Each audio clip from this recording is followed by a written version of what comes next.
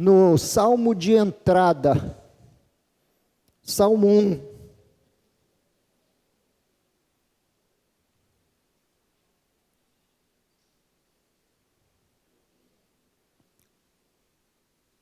E eu vou convidá-los a fazerem de novo, já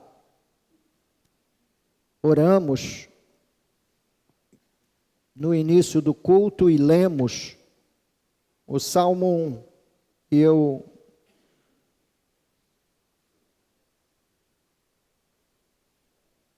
gostaria de convidá-los a porem-se de pé comigo.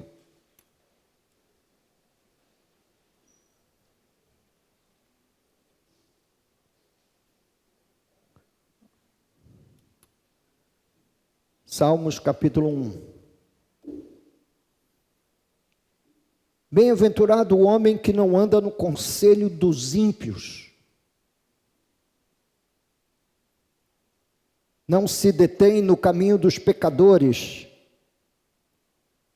nem se assenta na roda dos escarnecedores. Antes, o seu prazer está na lei do Senhor, e na sua lei medita de dia e de noite. Ele é como árvore plantada junto à corrente das águas, que no devido tempo dá o seu fruto e cuja folhagem não murcha, e tudo quanto ele faz será bem-sucedido. Os ímpios não são assim. São, porém, como a palha que o vento dispersa. Por isso os perversos não prevalecerão no juízo, nem os pecadores na congregação dos justos, pois o Senhor conhece o caminho dos justos, mas o caminho dos ímpios perecerá. Irmãos, podem tomar assento. Apenas mais uma palavra de oração, nos aproximando, abrindo essa série com todo o temor e dependência do Espírito Santo. Senhor Deus Todo-Poderoso, nós, a começar de mim, pedimos que Sua palavra produza fruto na nossa vida. Que em nome de Jesus Cristo, essa série, toda ela, seja, ó Deus, manhãs de revelação do mais nobre e supremo de todo conhecimento que o homem pode adquirir enquanto viver. O conhecimento de Deus. Tudo que Tu revelaste de si mesmo. Ó Deus, nós pedimos a Sua graça para entender, compreender, incorporar, encarnar, trazer para o nosso dia a dia, para a educação de nossos filhos, para a nossa formação cristã e para, ó Deus, para as diferentes ocasiões em que Tu nos deres a graça de discipularmos alguém, levando esse alguém ao conhecimento da fé. Que o Senhor Deus abençoe em nome de Jesus as nossas vidas, através desse glorioso salmo e de outros que nós exploraremos ao longo dessa série, em nome de Jesus. Amém. Eu não estaria em nenhum momento exagerando se apontasse o livro dos Salmos como talvez um dos mais belos livros das Escrituras Sagradas. O livro dos Salmos encerra uma boa porção da poesia judaica, e nele é onde nós podemos melhor explorarmos e encontrarmos descrita as principais intervenções divinas em favor do ser humano e os principais elementos que tomam conta daquilo que nós poderíamos falar sobre os atributos de Deus e também dos elementos reveladores de quem Ele é. Na verdade, o Salmo de número 1 é o salmo em que nós vamos entrar no saltério. E vamos adentrar esse universo de revelações tão poderosas sobre Deus em si mesmo. Se nós estivéssemos aqui todos os domingos, fôssemos simplesmente entretidos com diversões religiosas, nós não alcançaríamos o cerne, o coração do que Deus tem guardado e prometido para nós em sua santa palavra. A maior de todas as revelações divinas nesse livro sagrado e mais precisamente no livro dos Salmos, é a revelação de si mesmo. Deus não guardou em segredo quem Ele é. Deus não permitiu que isso ficasse enterrado sob os inúmeros mistérios da fé. Ele abre o seu coração e nos fala quem Ele é, das coisas que valoriza, das coisas que ama, e nós, como membros da família de Deus, precisamos ouvir os conselhos do nosso Pai Celestial, as orientações que Ele nos dá. Nós devemos tomar atenção a esses rastros de graça que eu chamo no livro dos Salmos, ao longo de todo o saltério. E esse, na verdade, é o grande objetivo dessa série. E esse não é um objetivo qualquer, irmãos. O profeta Jeremias, profetizando no capítulo 9 do seu livro, eu vou pedir que você abra a sua Bíblia comigo, em Jeremias, capítulo 9, e depois volte ao Salmo número 1 e deixe sua Bíblia aberta no livro dos Salmos. Mas Jeremias, capítulo 9, versos 23 e 24, assim diz o Senhor: não se glorie o sábio na sua sabedoria, nem o forte na sua força, nem o rico nas suas riquezas, mas o que se gloriar, glorie-se nisto, em me conhecer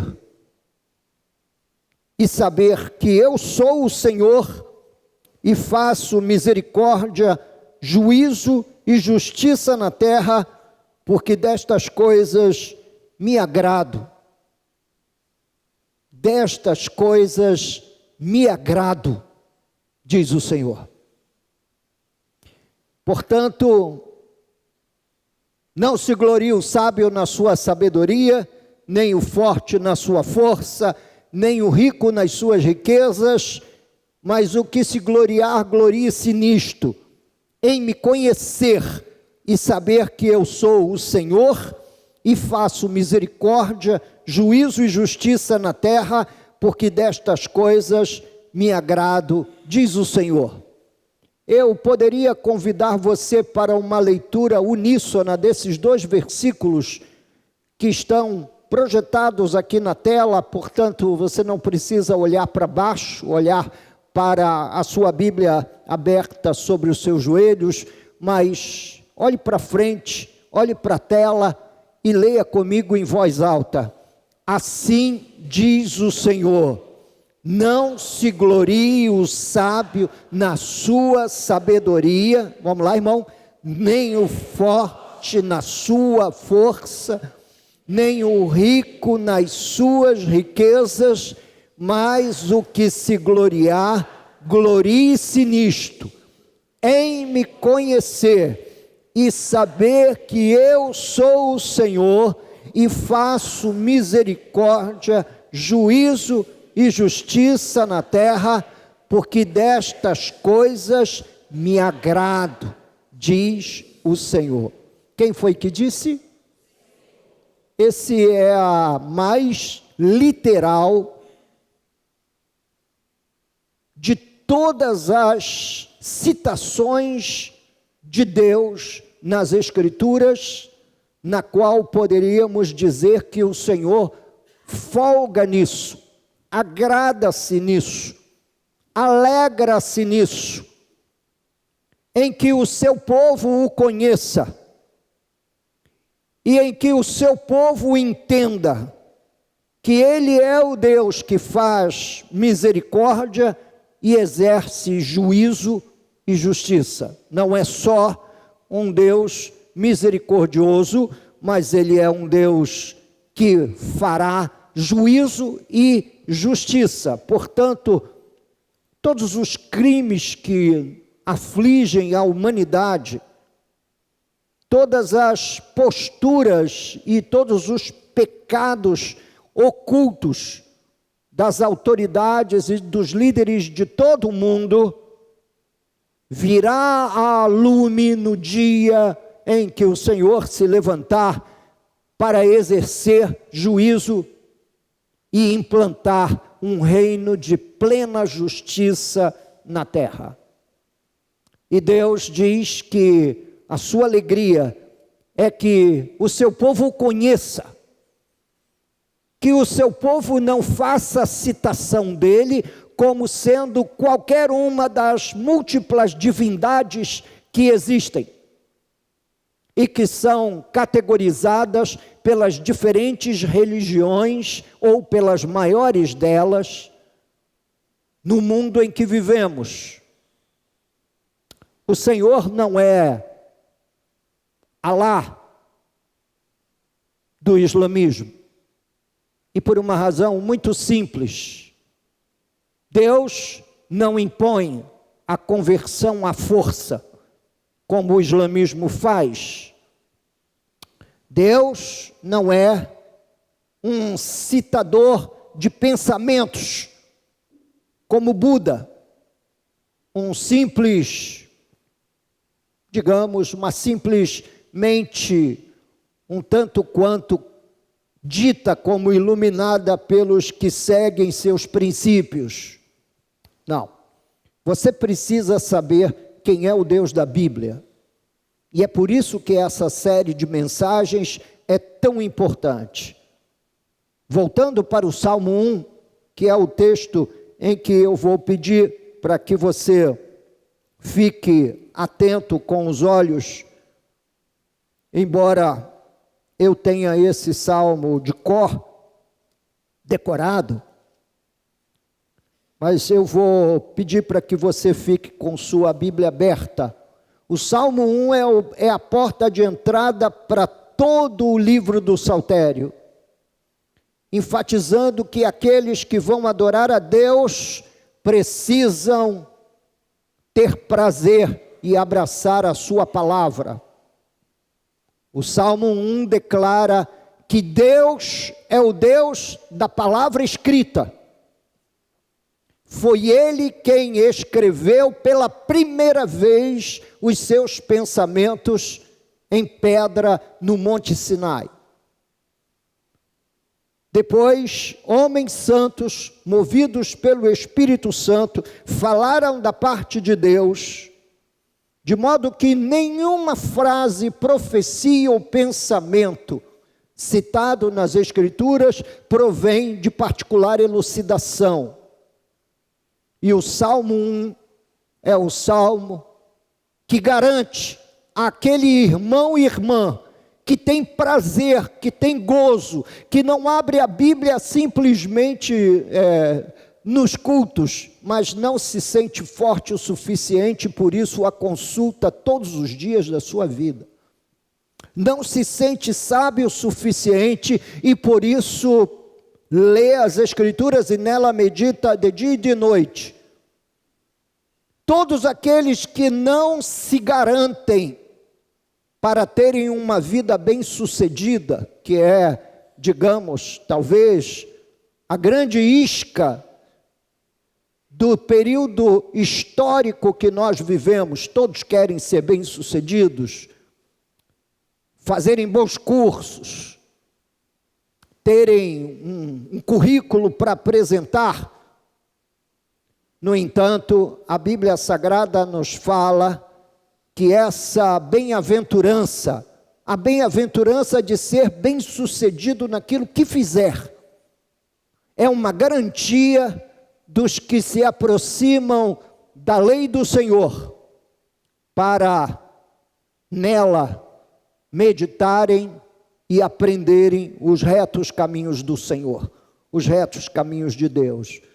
O Salmo em si fala e trata exatamente dessa bem-aventurança, de um estado abençoado de vida. É isso que significa bem-aventurado, abençoado. Você que está começando a singrar no caminho da vida humana, você só será de fato bem-sucedido quando você reunir os conhecimentos da física, da matemática, da química, do português, da geografia, da história e de todo conhecimento que toca o conhecimento humano, se houver um conhecimento que reja, que esteja governando acima de todos os conhecimentos, que é o conhecimento de Deus. E você não tem conhecimento de Deus simplesmente colocando a Bíblia debaixo do travesseiro e dormindo sobre ela. O conhecimento divino encerrado nas Escrituras não passarão da sua caixa craniana, romperão a membrana cerebral e afetarão a sua memória por osmose. Não.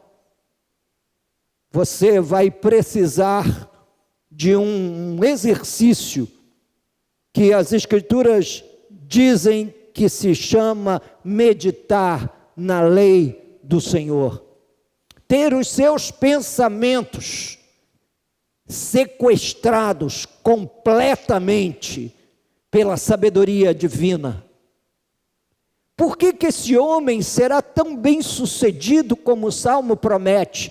Porque ele operará na vida segundo o conhecimento e sabedoria do Criador, e ele aprenderá isso na Bíblia, aprenderá a ser um bom marido na Bíblia, um bom filho na Bíblia, aprenderá a ser um bom pai nas Escrituras, aprenderá a ser um bom cidadão na palavra de Deus, a instrução divina para toda a área humana que você pode imaginar dentro da Bíblia Sagrada. E aqui, de forma geral, o Salmo diz que essa graça vai fazer com que você seja bem-sucedido em tudo na vida. Porque não basta você ser bem-sucedido na sua vida profissional se você fracassar na sua vida familiar. Nenhum direito, nenhum dinheiro, nenhum valor pode ser comparado à perda das suas relações e conexões familiares.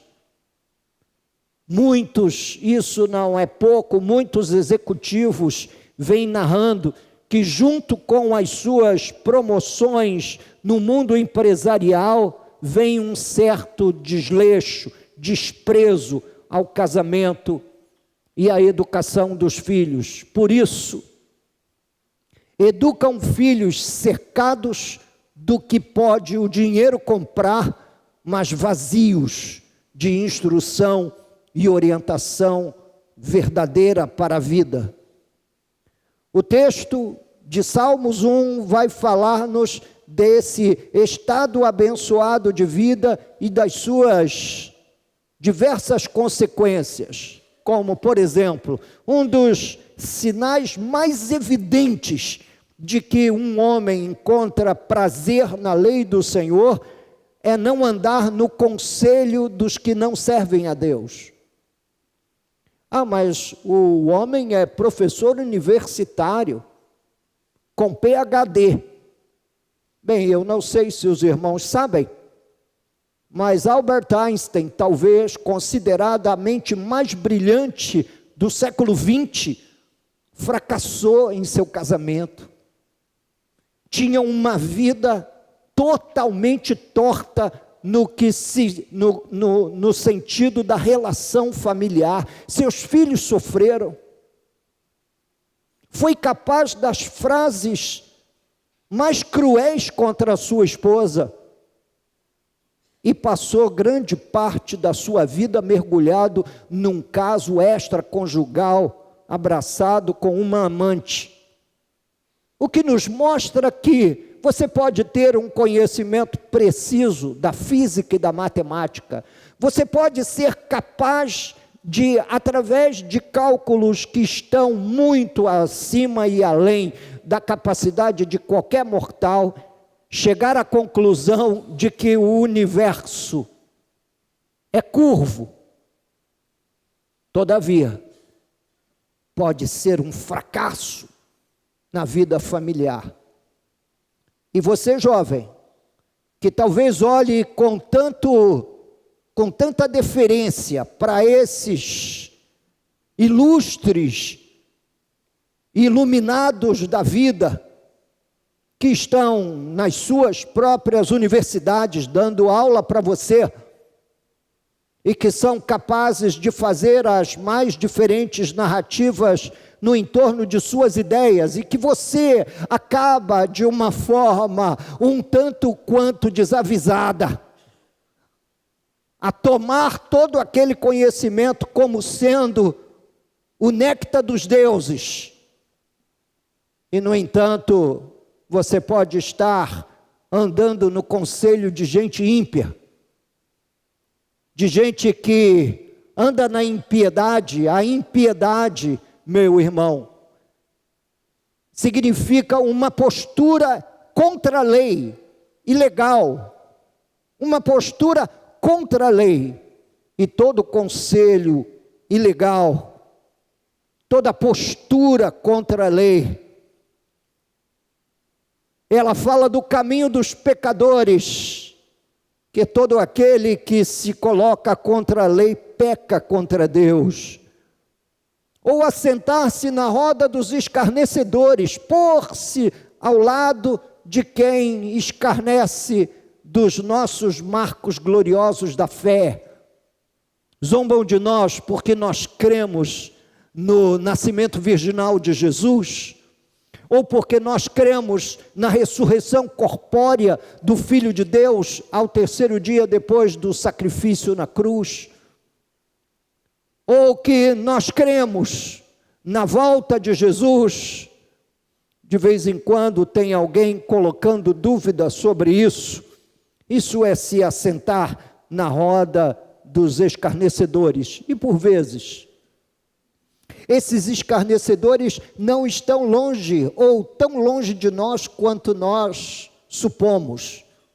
Faz parte do nosso cotidiano. Faz parte da rodinha do cafezinho, quando nós encostamos no balcão da copa do nosso estabelecimento de trabalho.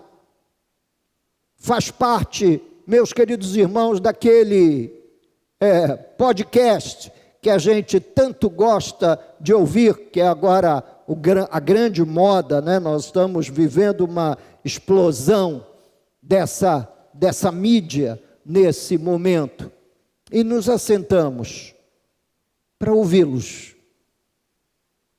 No entanto, quando a gente se senta para ouvir a palavra de Deus, nós não reagimos com todo o fervor merecido, com toda a atenção que nós necessitaríamos.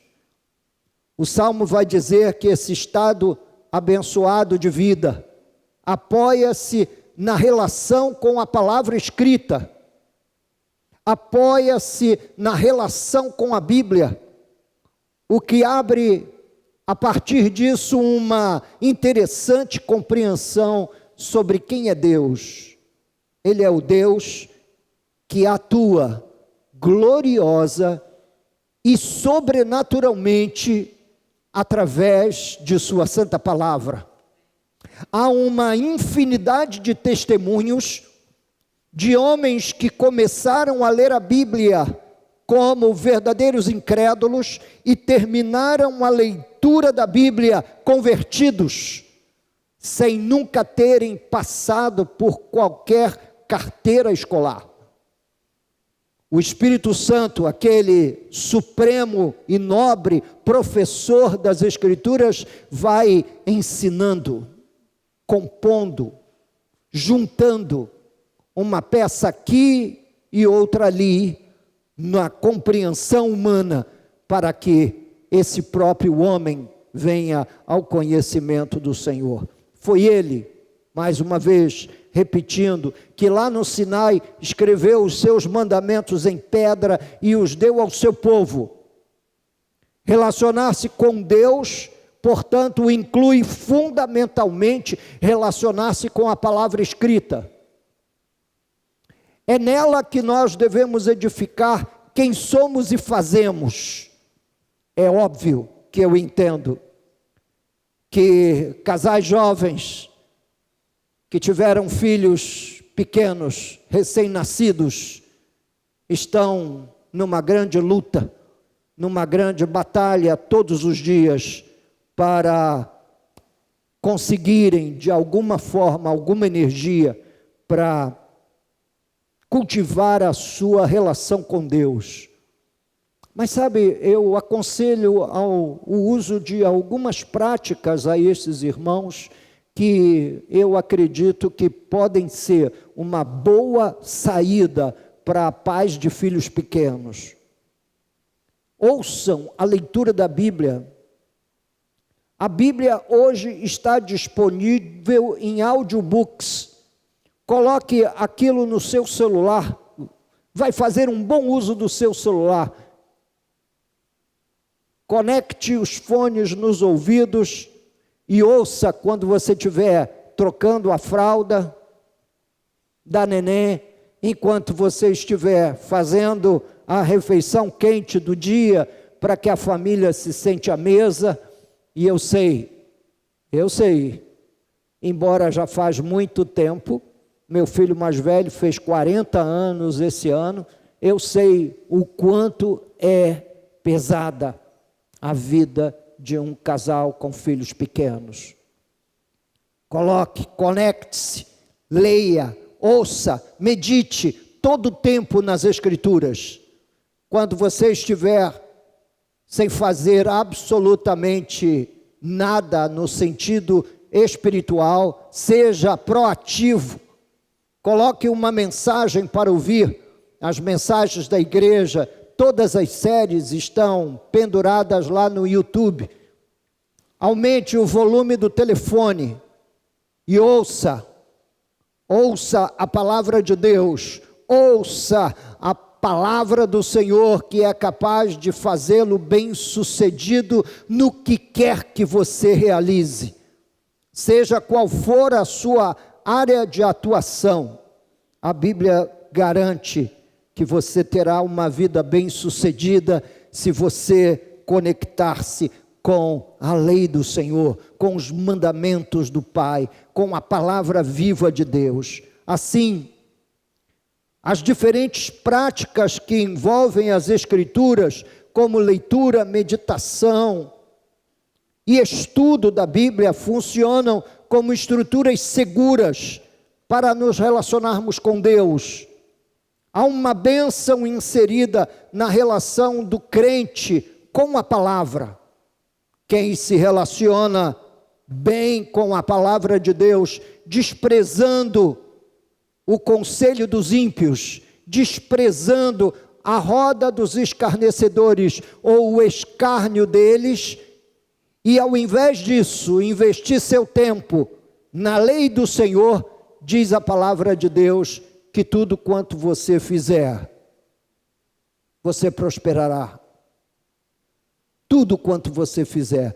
Aliás, tem sido o grande esforço dos nossos corações, das nossas famílias, inclusive dos nossos filhos, que nós todos torcemos por eles, e o pastor que torce pelo filho de toda a gente. Você torce para ele ter uma carreira profissional e fala com orgulho quando vê seu filho entrando por esse caminho. Eu gostaria de chamar a sua atenção para isso. Se esse é o único desejo dele, se é esse o sucesso que ele busca com todo o coração, ele quer pouco e você quer muito pouco. Você tem de desejar que ele conheça o Senhor, encontre sabedoria nos escritos sagrados, e se torne não somente um ouvinte da palavra, mas um operoso praticante dela, trazendo isso para o chão da vida, onde todo o tempo você viverá e continuará a viver vendo-o crescer no entendimento e no conhecimento de Deus. Portanto, a palavra do Senhor é o veículo que mantém a vida fluindo todo o tempo, e é ela que ajuda os nossos filhos a frutificarem. Eu tenho 2 filhos no reino de Deus, eles têm, por sua vez, cada um mais 3 crianças. Educarão bem os seus filhos, se os educar segundo as Escrituras, se os educar conforme a palavra de Deus orienta, conforme a Bíblia Sagrada planeja, para que a vida familiar tenha o impacto do sucesso, como o Salmo 1 nos promete. É por ela que Deus quer tocar os seus filhos sobrenaturalmente. Quem escolhe nela meditar todos os dias será bem-sucedido. Eu tenho encontrado na vida colegas pastores que, quando falam de seus filhos, como qualquer irmão, fala com uma grande alegria, dizendo que os seus filhos formaram na faculdade tal, falam um idioma tal, se envolvem de tal maneira na vida profissional, mas ali termina. E dali termina também suas alegrias. Depois eles choram por seus filhos estarem fora do reino de Deus, fora do alcance do conhecimento do Senhor. Isso não é sucesso. Na verdade, esse é o fracasso escrita com letras vermelhas, carregadas. Isso não é sucesso, gente. Isso é fracasso. A vida de um homem, diz-se Jesus, não se constitui, não pode ser lida pelos bens que ele possui ou acumula. Não pode ser lida pelos diplomas de cursos concluídos, não é? Nós gostamos tanto de diplomas. O que são diplomas? Diplomas é um pedaço de papel avalizado por um homem tão falho e tão imperfeito quanto você. O reitor da faculdade, o responsável pela turma, o representante da turma, é isso. Querido, há um brilho sobrenatural nas Escrituras, por conta dela ser divina. Há um brilho sobrenatural nas Escrituras Sagradas, pelo fato dela ser divina. No Salmo 1, Deus é o Deus que abençoa seus servos, em virtude da relação que eles têm com a sua palavra. Ele é o Deus das Escrituras. E esse é o primeiro elemento que o salmo de entrada no saltério quer nos trazer. E é importante nós percebermos que não é por acaso que o primeiro salmo da Bíblia fala da bênção oculta nas Escrituras, e o salmo maior da Bíblia, o Salmo 119, é um salmo que exaustivamente descreve a graça de termos a palavra de Deus implantada em nós. Por isso, se você quer de fato construir uma vida que tenha o aval divino, onde você seja bem-sucedido em qualquer área que for, seja familiar, profissional, do casamento, na área da fé, faça a meditação diária das Escrituras. A orientação do Salmo 1 é que você faça isso 2 vezes no dia, exatamente como você toma os seus medicamentos. 2 vezes ao dia. E há um pastor inglês que foi muito famoso no século XX, chamado Derek Prince. E esse homem, ele se converte depois de ter sido ferido numa batalha na Segunda Guerra Mundial. E ele vai para um hospital e ali fica durante meses entrevado na cama em virtude dos ferimentos de guerra sofridos numa batalha. Ele conta num dos seus livros a sua experiência de conversão. E o dia em que ele, lendo a Bíblia, porque tinha um tempo enorme preso à cama e, portanto, esse tempo era gasto lendo a Bíblia. Ele diz que leu a palavra de Deus, que a palavra de Deus é medicina para os seus ossos. E ele passou então a ler as Escrituras Sagradas exatamente no ritmo das suas medicações.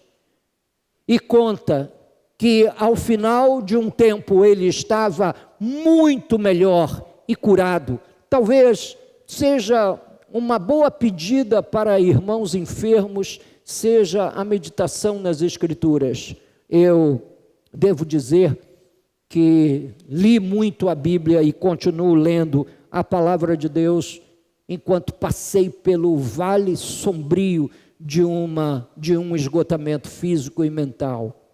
E foi a palavra de Deus, foi o conhecimento da verdade que trouxe vida sobre esse homem que estava praticamente morto no sentido físico e morto também no sentido emocional, com o coração cheio de desconfianças, com o coração cheio de dúvidas, mas a palavra de Deus me revigorou.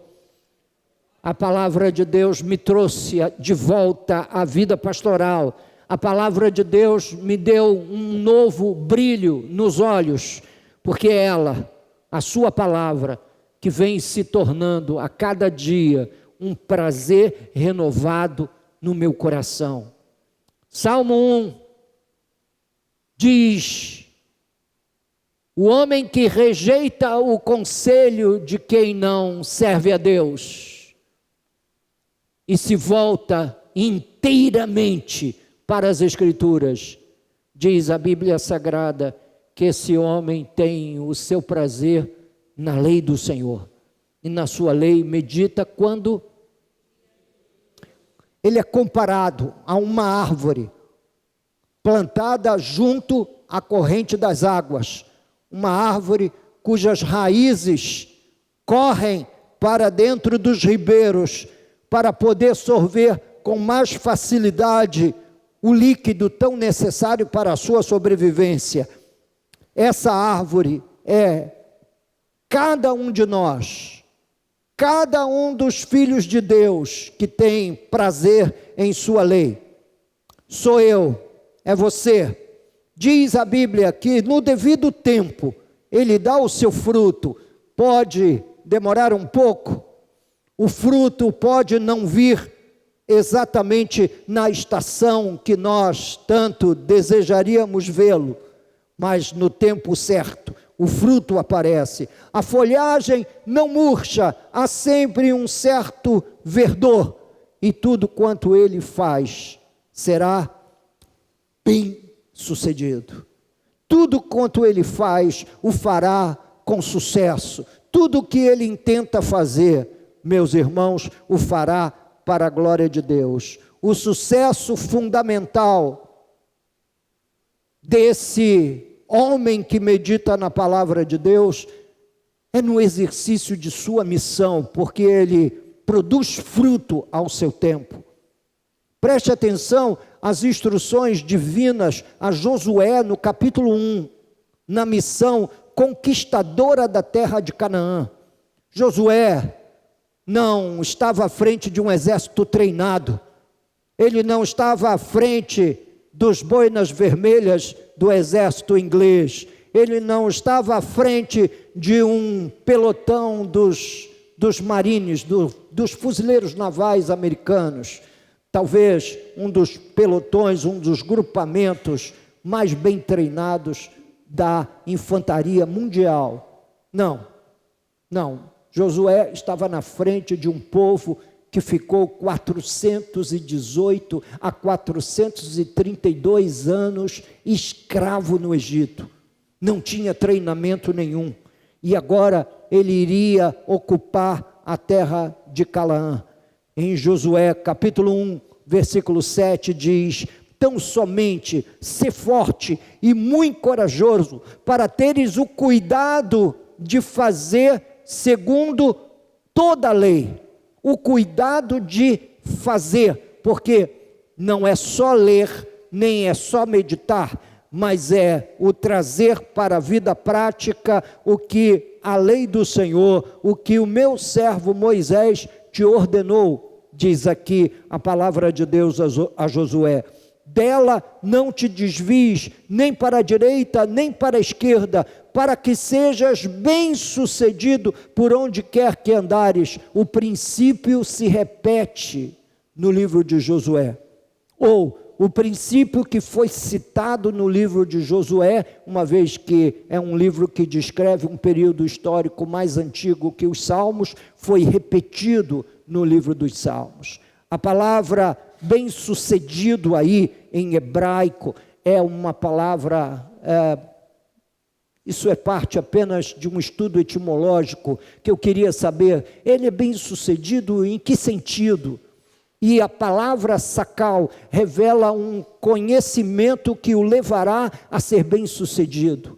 Agir com cautela, compreender sabiamente, é o que a Bíblia manda a gente fazer. Compreender sabiamente o que as Escrituras ensinam vai nos conduzir a uma vida bem-sucedida. O conhecimento das Escrituras, portanto, nos proporciona conhecer os caminhos de Deus para a vida, e o maior deles é o conhecimento do próprio Deus, que aqui no Salmos número 1, na porta de entrada do saltério, nos diz que Ele é o Deus das Escrituras, Ele é o Deus que abençoa. Mas faríamos bem se nós olhássemos o contrário.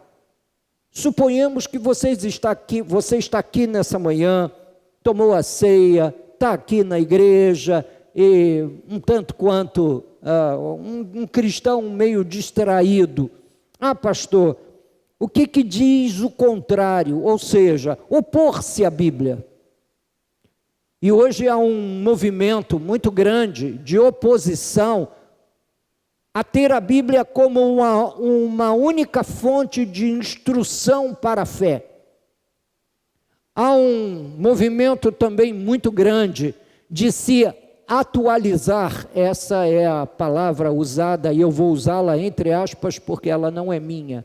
Atualizar as Escrituras, ter para com as Escrituras uma postura totalmente insana, de desprezo total, exatamente como fazem os ímpios, os pecadores, os escarnecedores da palavra.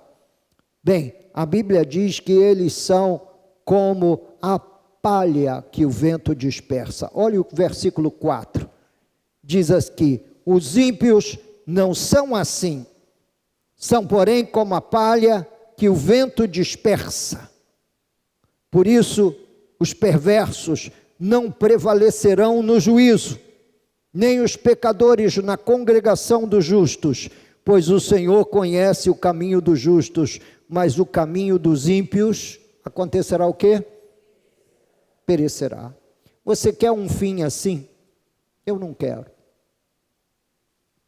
Minha missão, além de lhes pregar a palavra de Deus com total e completa isenção, também passa pelo ponto de despertá-los para o fato de que toda essa vida que nós perseguimos, essa vida abençoada que nós queremos ter, ela está intimamente relacionada com a maneira com que tratamos o texto sagrado. Provérbios, capítulo 2, versos 6 e 7, falando desse conhecimento que leva ao progresso na vida, diz assim, capítulo 2, versos 6 e 7, porque o Senhor dá a sabedoria, e da sua boca vem a inteligência e o entendimento. Ele reserva a verdadeira sabedoria para os retos, é escudo para os que caminham na sinceridade.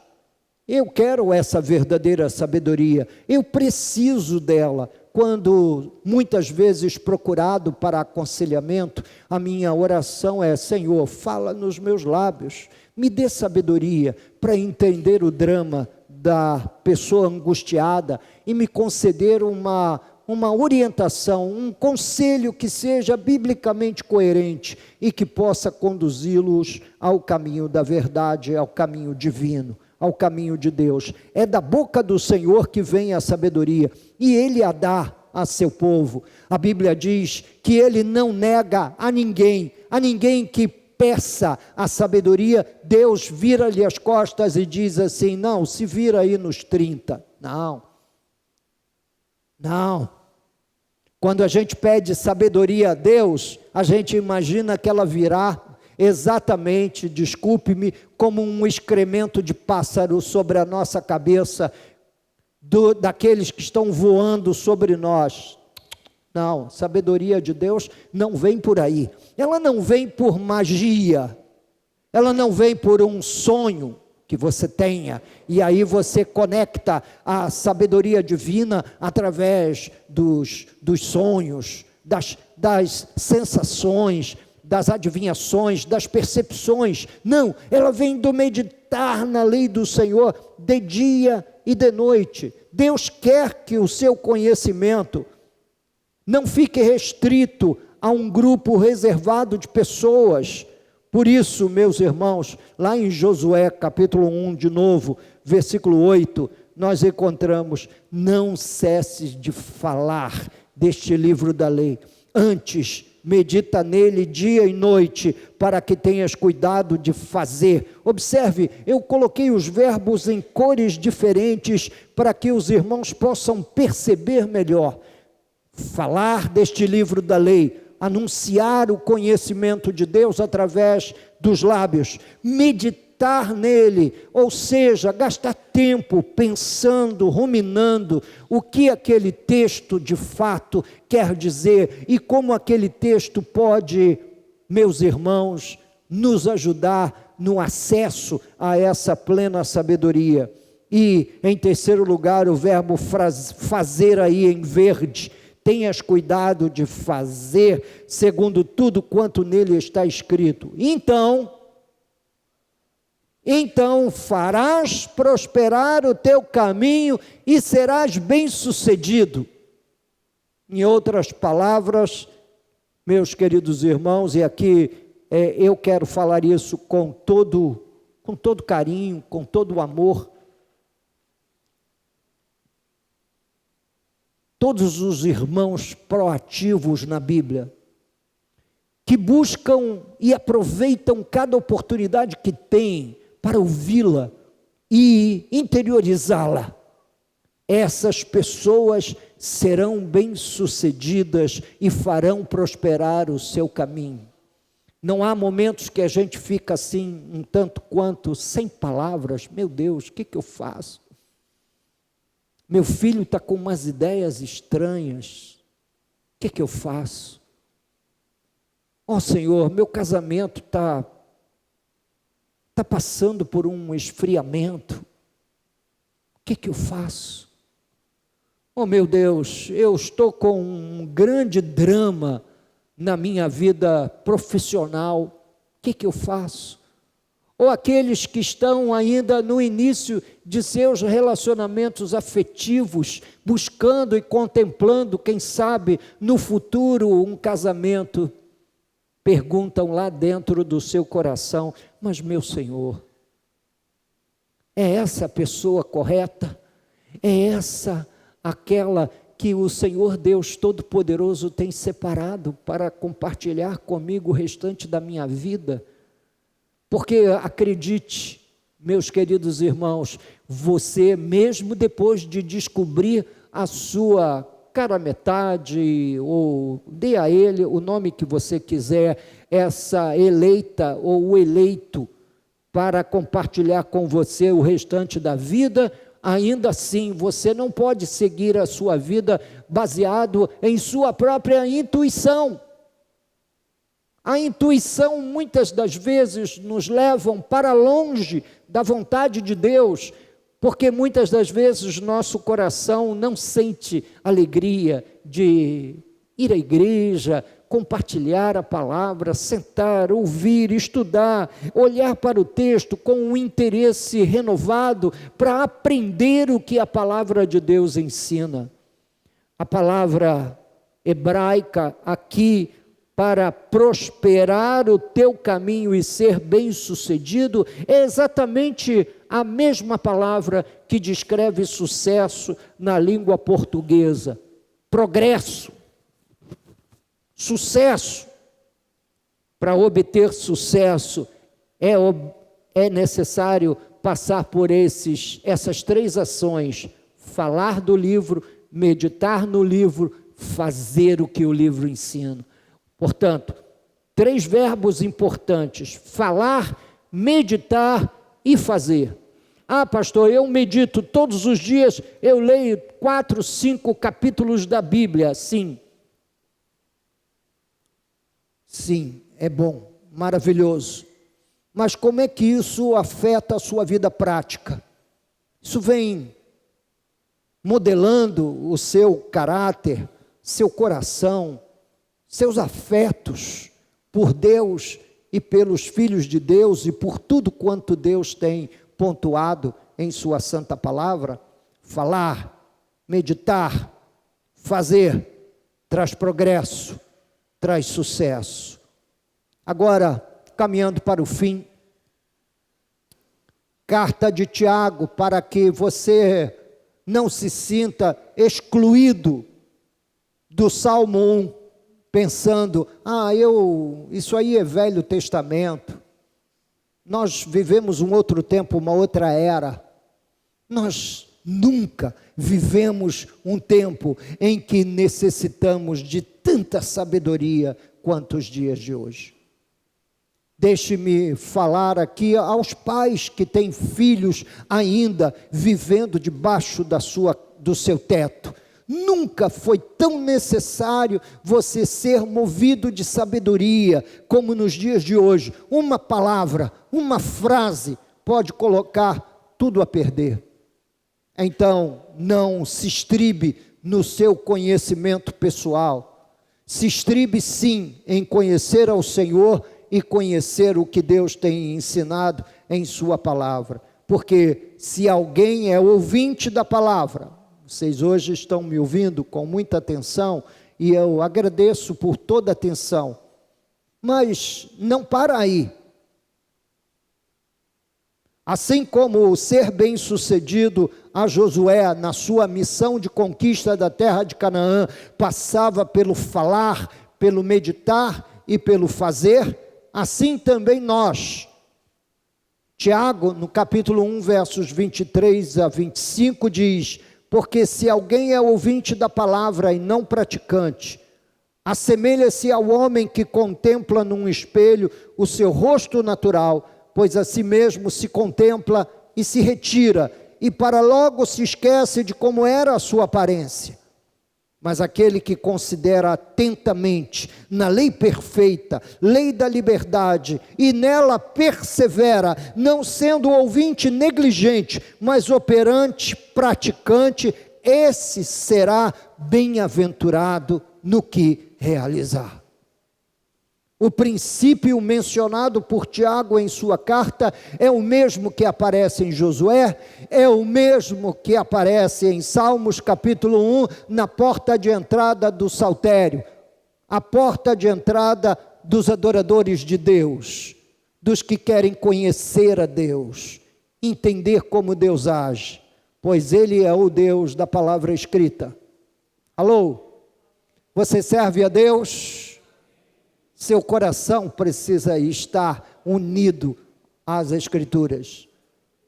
Eu sei que a tecnologia vem tomando o coração de alguns dos nossos membros da igreja, de modo que vem para a igreja simplesmente trazendo um celular. Eu não discuto acerca